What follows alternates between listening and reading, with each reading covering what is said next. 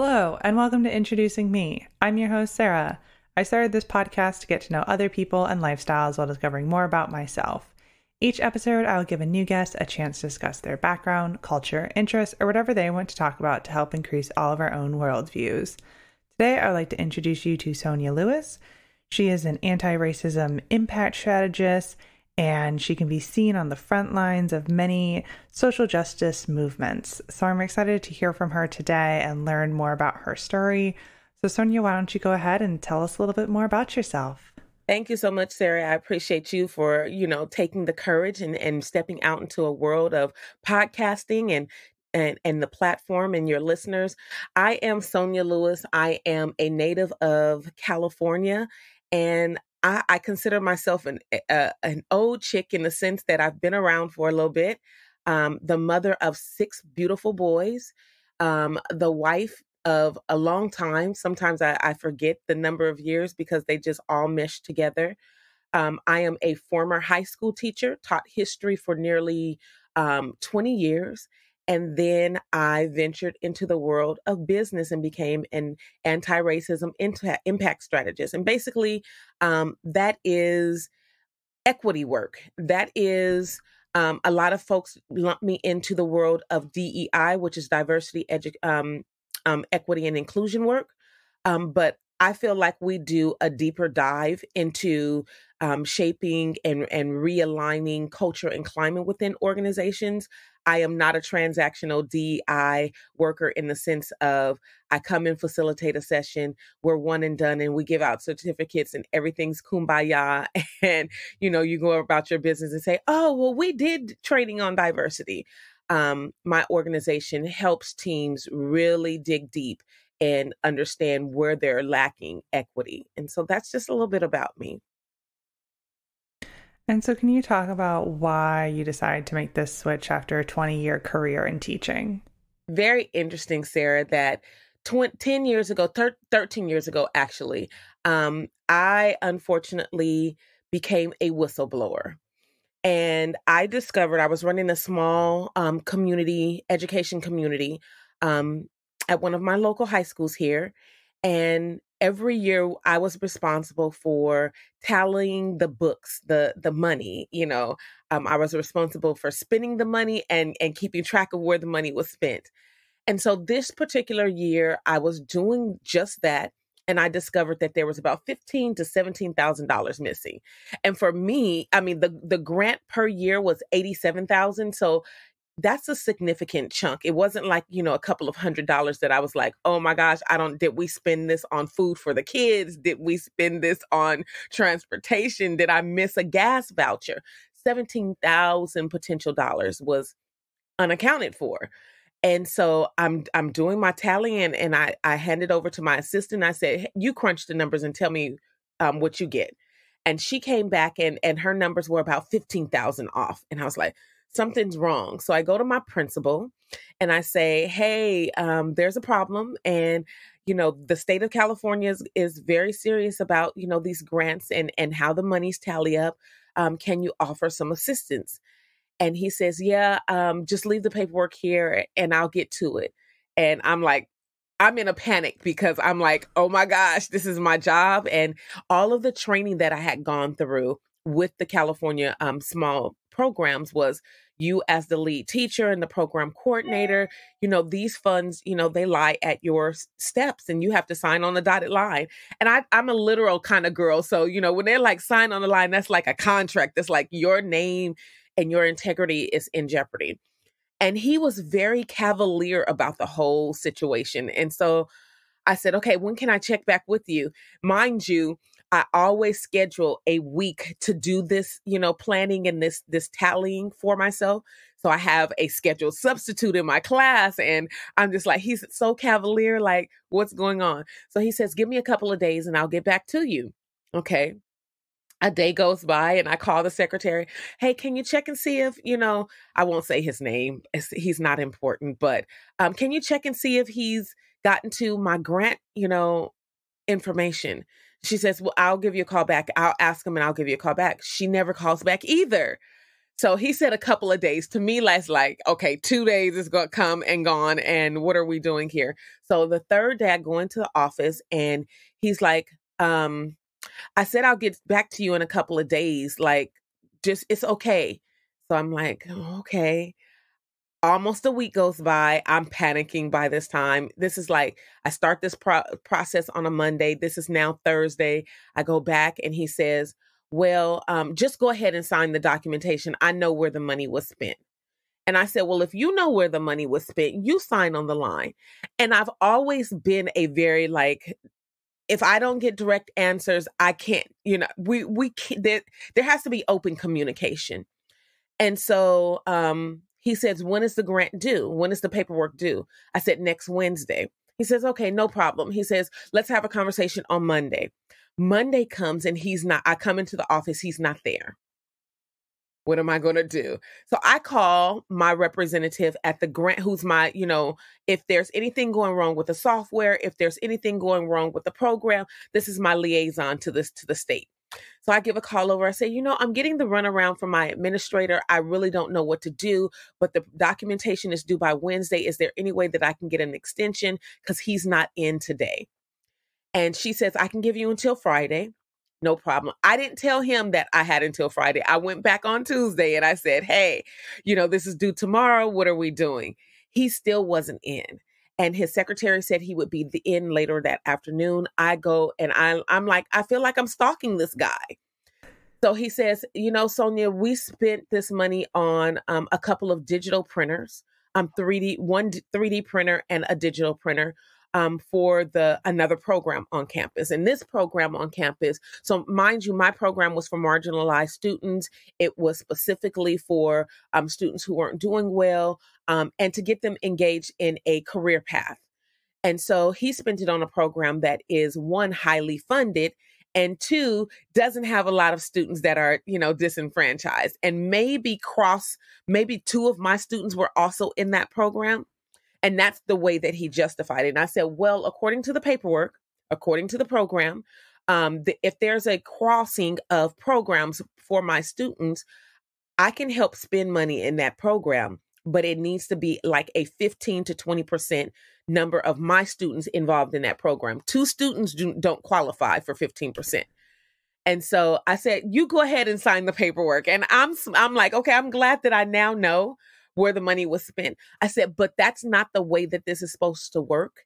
Long story short, Sarah, I refused to sign the paperwork. A week later, he tells me that I'm not welcome back on his campus next school year. And that because he can't fire me, the district will have to reassign me to another school site. And I fought it. And every assignment that they attempted to assign me, I declined. They had to pay me for being off that school year because I refused to sign on for a contract somewhere else. I then went out on disability because I was very depressed and having severe anxiety behind it. And then we had to go into litigation because after a year of them having to pay me, they were like, what are we doing here? And I'm like, I don't know. What are we doing here? I like to go back to my job that I built this beautiful program for. My students would like me to come back. My parents would like me to come back. So then I organized a somewhat of a protest because that's just the nature of who I am. And I had my students and my parents and community members come out to a school board meeting and stand in solidarity for me getting my position back. And I would say that school board meeting was filled with about 100 people, and they still didn't listen to me. And long story short, again, they had to pay me a severance package of 3 years, my full salary, and they wanted me to go away quietly. I wouldn't sign those papers again to go away quietly. At every opportunity that I got, still to this day, I tell people that, sometimes our school districts, they finagle, funds. They don't do the right thing to take care of students. And most importantly, those students who are struggling to make it through the system. So I became this whistleblower. I don't regret not signing that paperwork. I don't regret the experience of going through my mental health challenges that I went through during that time period. And I just don't regret standing my ground in that moment. So It was a challenge, but we made it through, and we've been now in business as a consultant for 13 years. So it was a huge lesson and a huge windfall on the other side for me. Yeah, and I was going to ask, like, did you regret doing any of that? And so it sounds like, it was the right decision. So then what was it like switching paths and saying, well, I'm not going to go back to teaching and I'm going to try this other thing? Yeah. If I say I'm going to do this, I'm doing this. So the way that I told myself that I wouldn't go back into teaching is I didn't want to have a crutch to fall back on. I let my credential expire. And you have to have a teaching credential in the state of California to teach. And so I let it expire intentionally because I knew that if I renewed it, I would probably go back and sub. And then subbing would lead to go back in, and this would, the kids would draw me back in, and I would take a position. And if I let it expire, that meant that I would have to go back to college and take 2 classes. Whereas if I just renewed it, all I had to do was pay some money to renew it. But when you let it expire, you have to go back and almost not completely recertify, but you have to take some classes.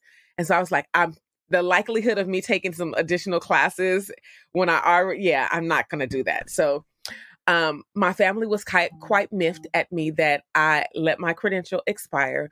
But here's the cool thing. I was getting phone calls from parents and students asking me to do very similar things that I was doing as a teacher.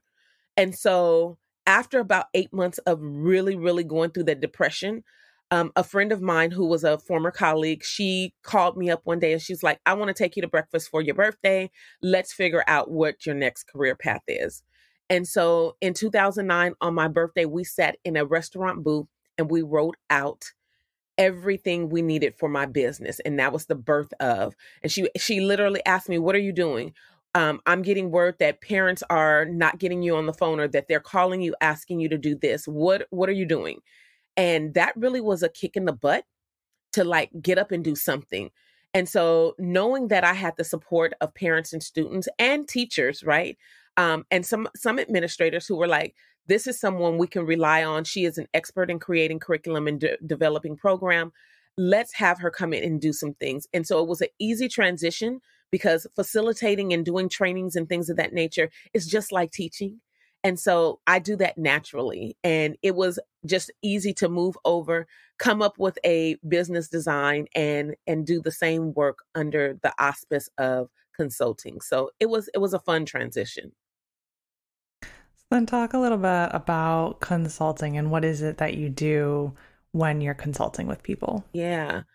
So when I originally started out, we were creating programs to help high school students transition from high school to the real world, whether that was college acceptance and scholarships or being ready for work, creating resumes, understanding what it takes to interview well. That's how we started off. Then I'd have teachers and administrators call me in and say, hey, Sonia, can you come in and do some mentoring programs? Yes, absolutely. I can design a program. I can remember for a few years, I was being asked by several schools to do a girls mentoring program where students who were struggling, they needed a mentor. I would meet with them. My program would buy them lunch once a week. They would meet with me. We would review, their grades and the things that they like to do and just give them support. Did that for a few years. And then the world changed in the sense of lots of schools were struggling with their climate and culture. Now, granted, at that time, I couldn't lead with, I want to come in, I'm an anti-racism impact strategist, right? I couldn't lead with, you all have this equity thing all screwed up. I would lead with, let's evaluate what your climate and culture looks like at your school and see if there's some adjustments that we can make. Let me be the eyes on the outside and then, come in and give you some review of the things that I see. And so then we did that for a few years. And then George Floyd happened. And now folks are like clamoring at, can you come back, cunt, and do this? And now it's like after several years of building my integrity and building the foundation of the work, it's always been there that we're doing equity work and it's around anti-racism, right? Now we lead with that, and organizations appreciate that we lead with that. I would say that probably 60 to 70% of my clients are in the education arena, so school districts, colleges and universities. But now I'm getting a lot of corporate organizations. I'm getting nonprofits who really want to take that time. And mind you, my contracts with these organizations last from a year to 5 years. So these are like commitments. I look at their mission and vision statement. I look at who are the people that you're serving. I look at what is the demographic of your employees. When we're talking from top to bottom, what does that look like? And I approach it from the standpoint of 13%. Here in the US, the population of Black folks in this country is about 13%. If I can help an organization get to that number and look at all of the other demographics, where are we with hiring women? Where are we with hiring LBGT Q plus? Where are we with hiring Latinx folks? So we have those kind of conversations. And so that's what the work has transitioned into.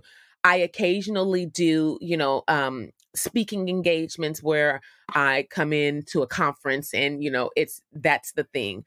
But the majority of the work that I do is around anti-racism training.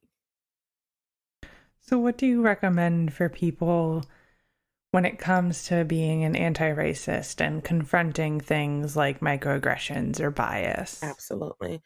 I tell people that it's uncomfortable for everyone. And so there's this meme, and I use it all the time in our trainings, that if Black students can experience racism, white students can understand why it exists. Right.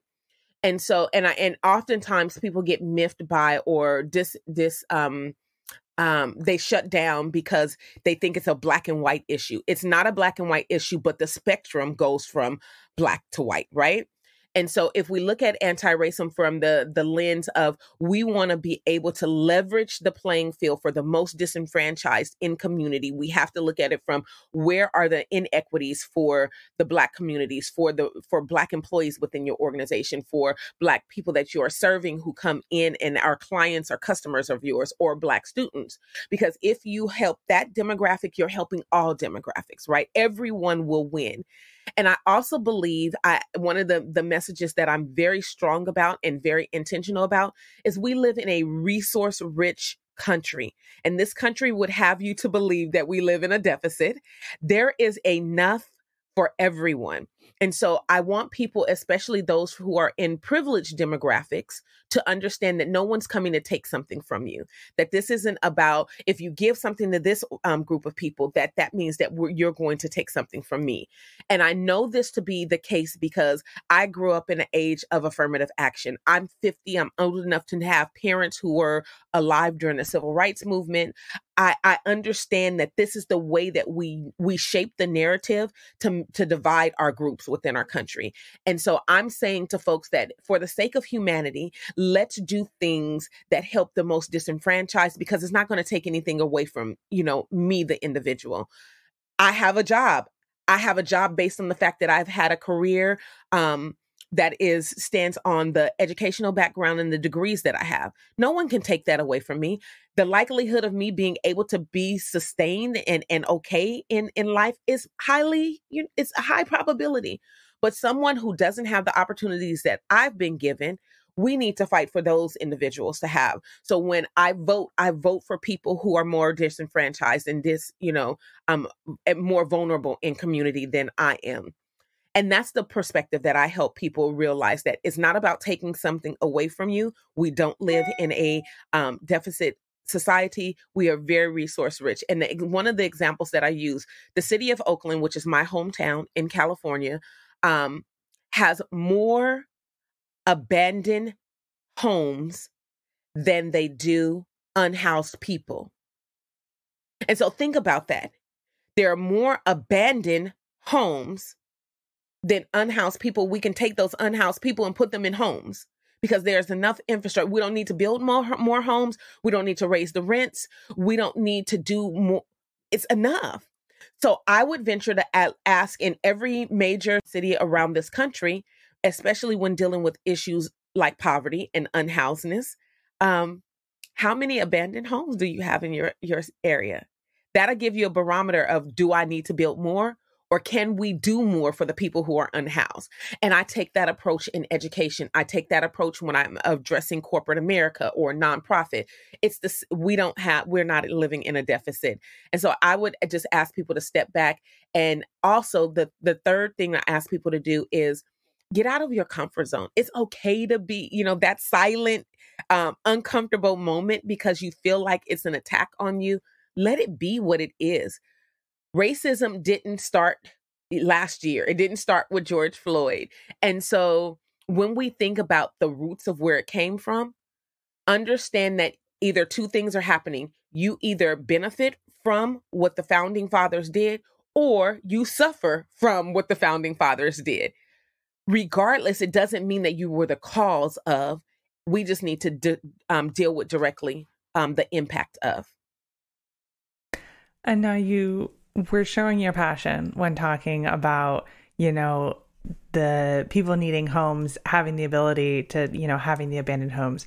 So what other things are you passionate about when it comes to activism?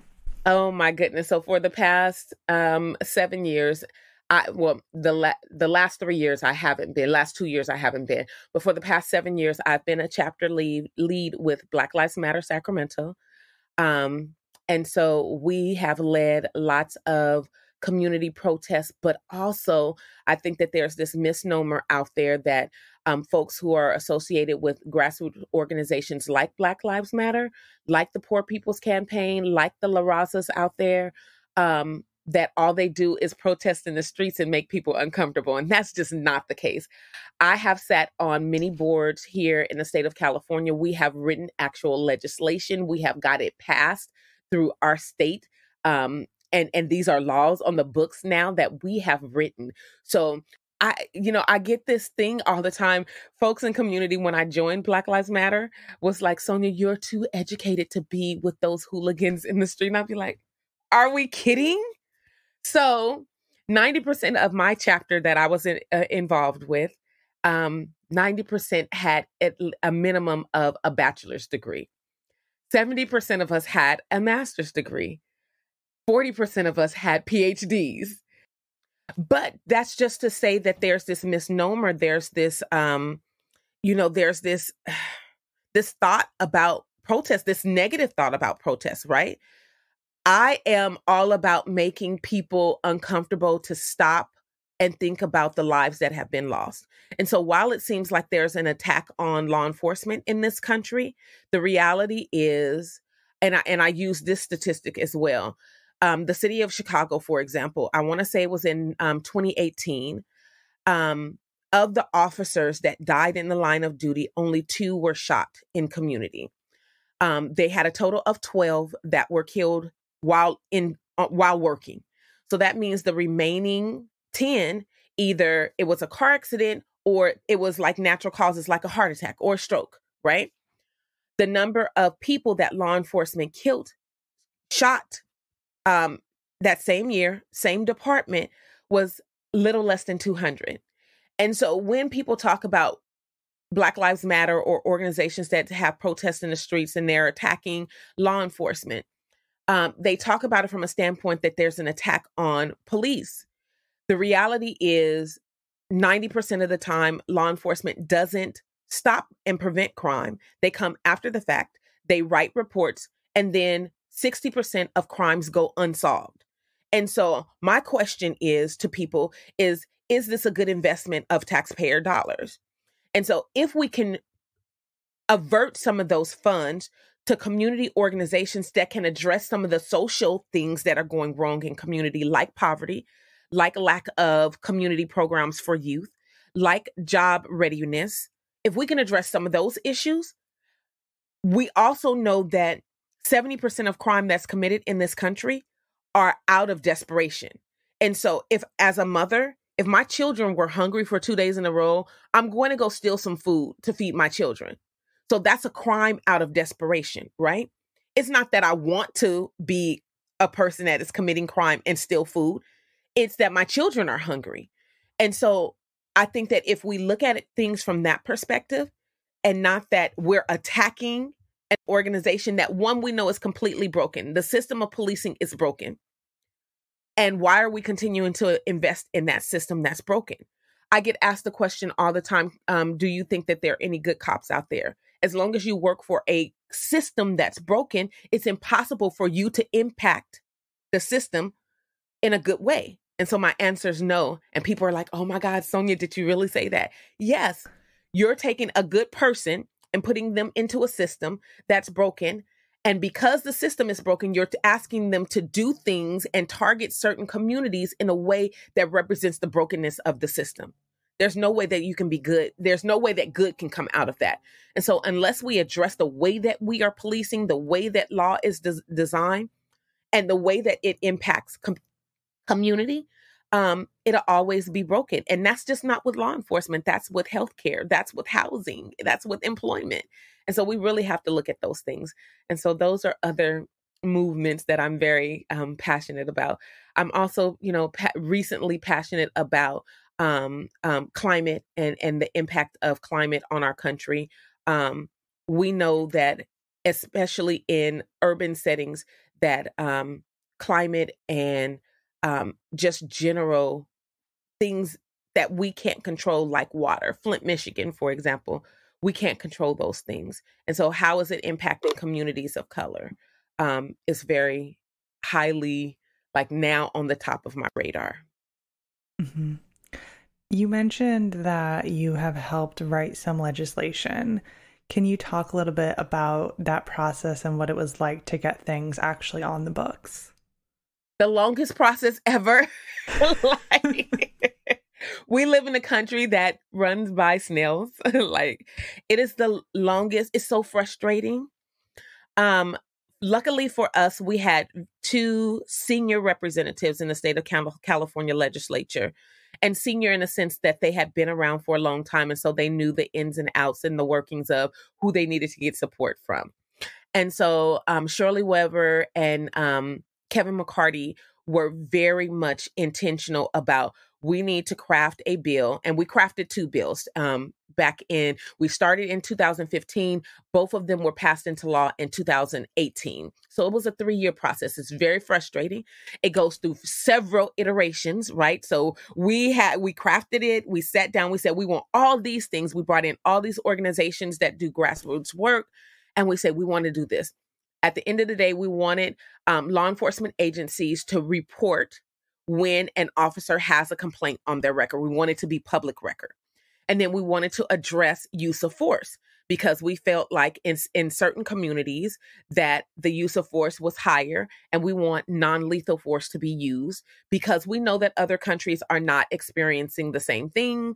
And so we want to be able to have actual humanity be, exhibited in our community.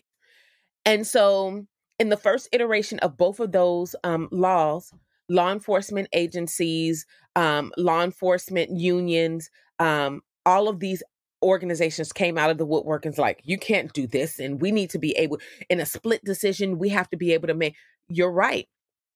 We just had a law case of an officer who grabbed her gun instead of her taser. When she was saying taser, there is just no way that anyone could believe that you're grabbing your gun and you thought it was your taser. I find that extremely hard to believe. Now, mind you, I've, been through arms training and have gone to, the gun range. So I know the heaviness of. I also have a taser, and it is so light. There's no way that if I put one in one hand, the other hand would feel the impact and the weight. There's no way that a veteran officer with 26 years of experience can mistakenly grab her gun thinking it was a taser. So use of force was one of those things.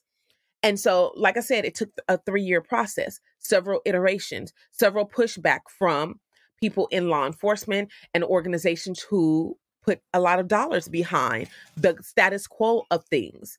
And so I'm glad to say that it eventually passed.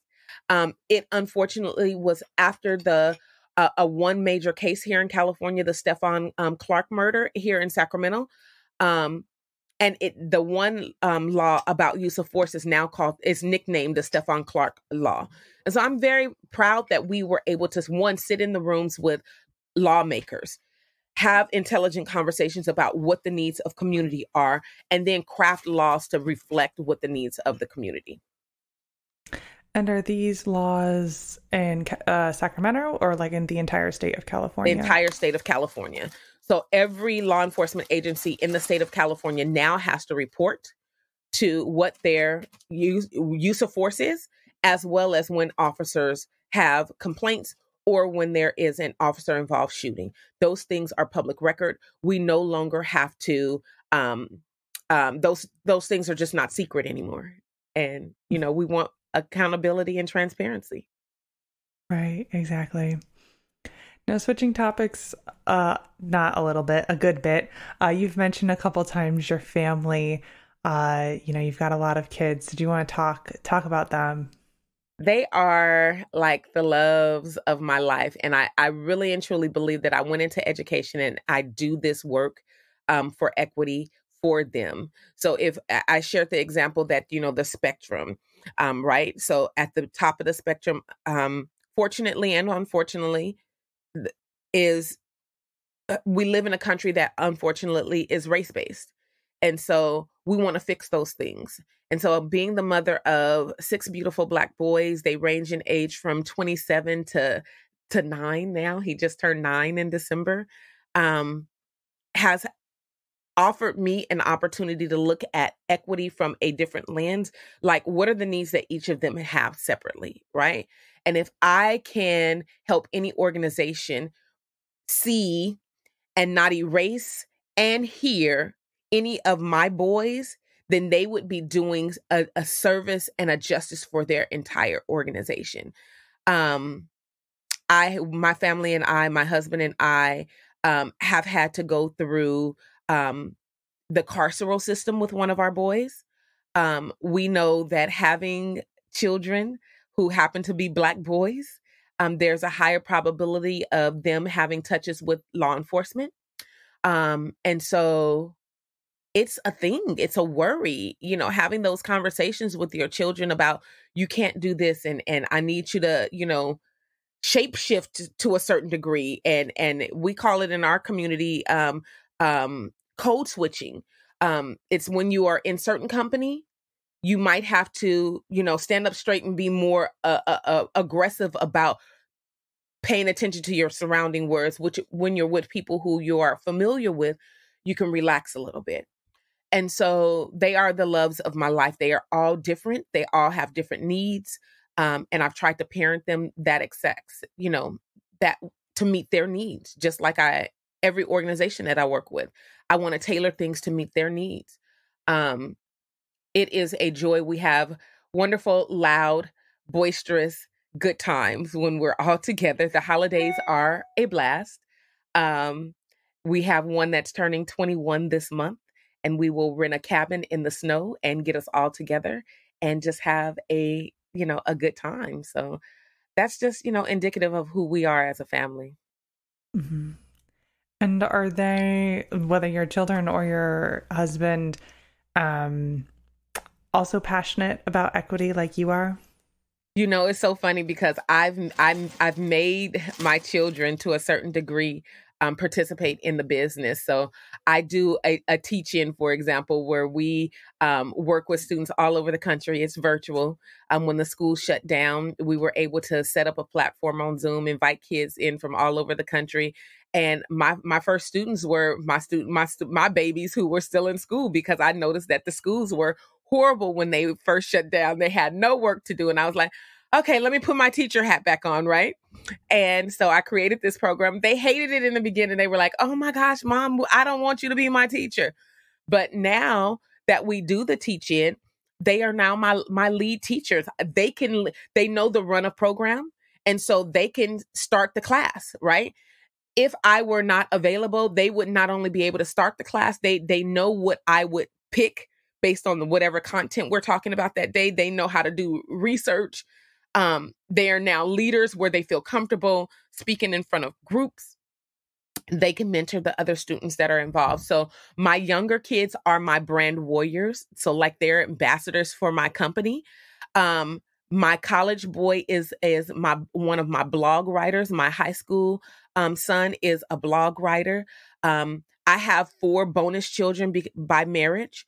My oldest bonus child, she is behind the scenes and does a lot of my administrative work. She's a paid employee.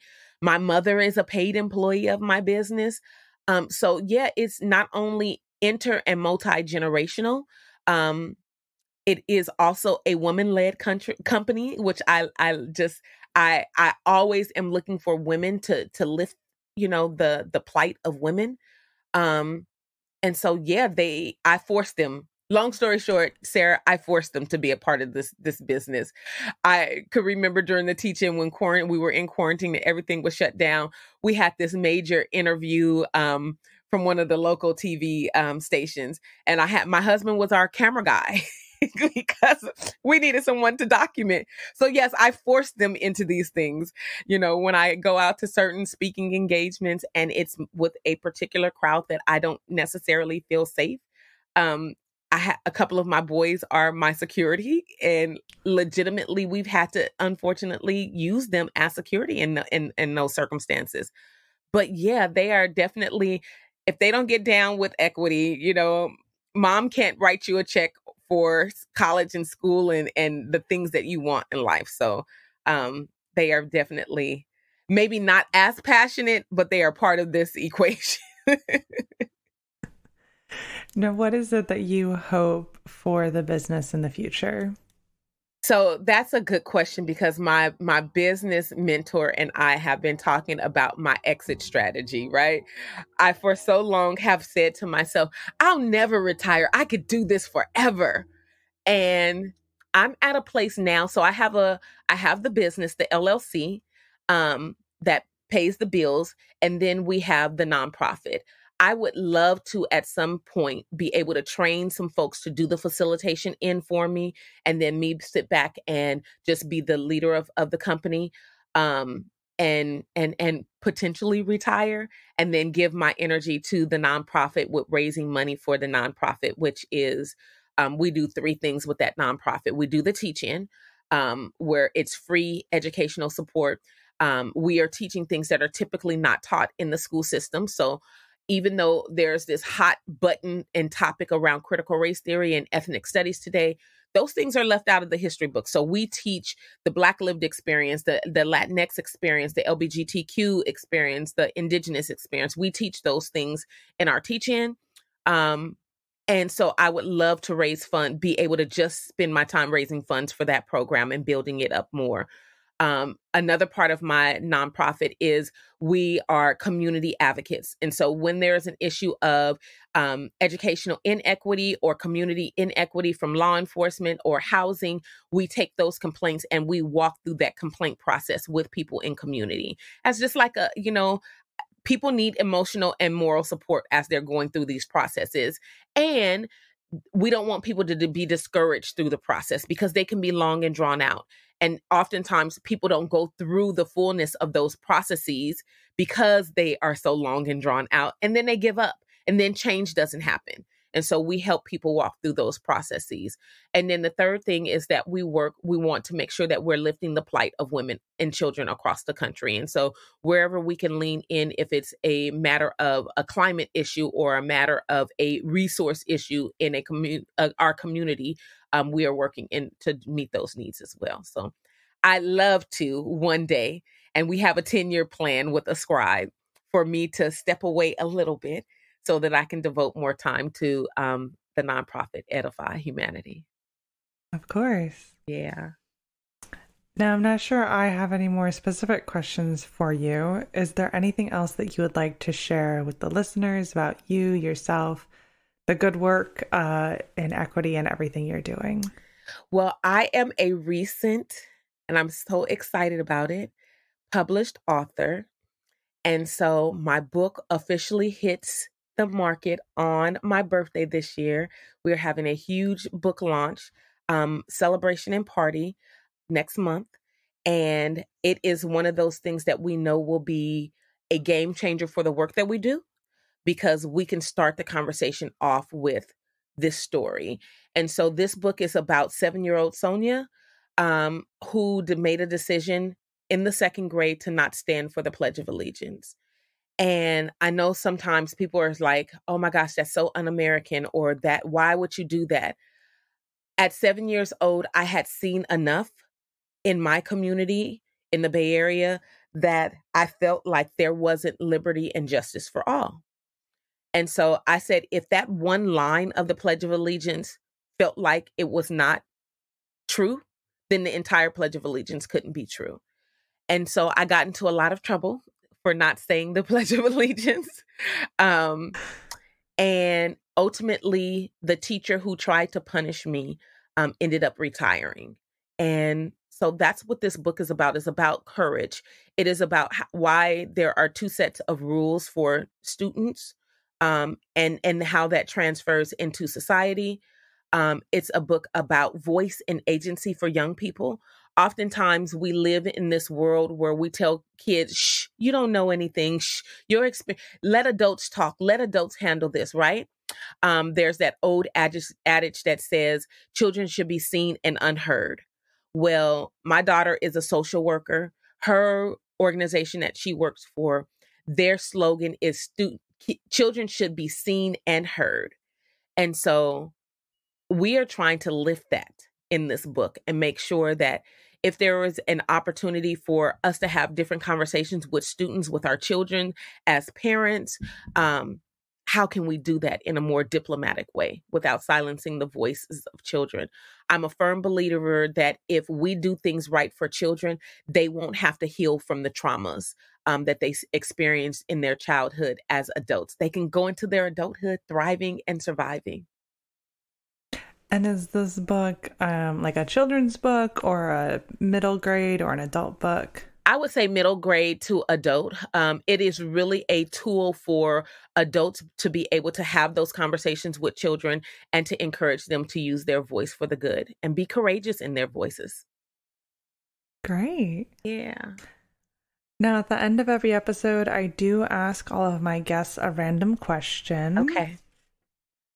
So my question for you, because it'll be cut out of the final episode, but we did get momentarily interrupted by a fire alarm in your house because of someone cooking. Right.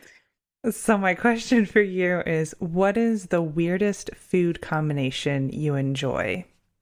Ooh, okay, so I love greens. And greens is a vegetable. You boil them up. I love greens. I can eat greens and a tuna sandwich and dip it in the juice. This is so weird, but I've actually done that. So my kids are always asking me to make tuna patty melts, right? And during the shutdown, I had a lunch menu, and once a week they were so excited when I made these tuna melts. And so one day, and this was really random, but one day we had some leftover greens. I was like, I'm having greens for lunch. And I made an extra sandwich because I was just rushing. And I said, let me have half of this sandwich. And I dipped it it was so delightful. It was the weirdest thing, but it was so delightful. And so, yes, I sometimes consider myself a weird alien, and that would be proof that I am.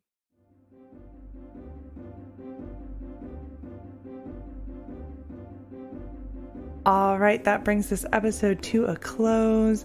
I will be leaving the website for Sonia's business, ascribesuccess.com, in the description, along with links to all of her socials. And of course, if you would like more information about this podcast, our website is in the description as well. It brings you to all past episodes, the transcripts of episodes, all of our social media, Facebook, Instagram, and LinkedIn. And of course, if you would like to support the podcast monetarily or be a guest on the show, that information is in the description as well. So I always love to hear from new people. So thank you so much, Sonia, for spending time with me today, and to my listeners for taking the time out of your day to hear a new story. Until next time, bye. All right, bye.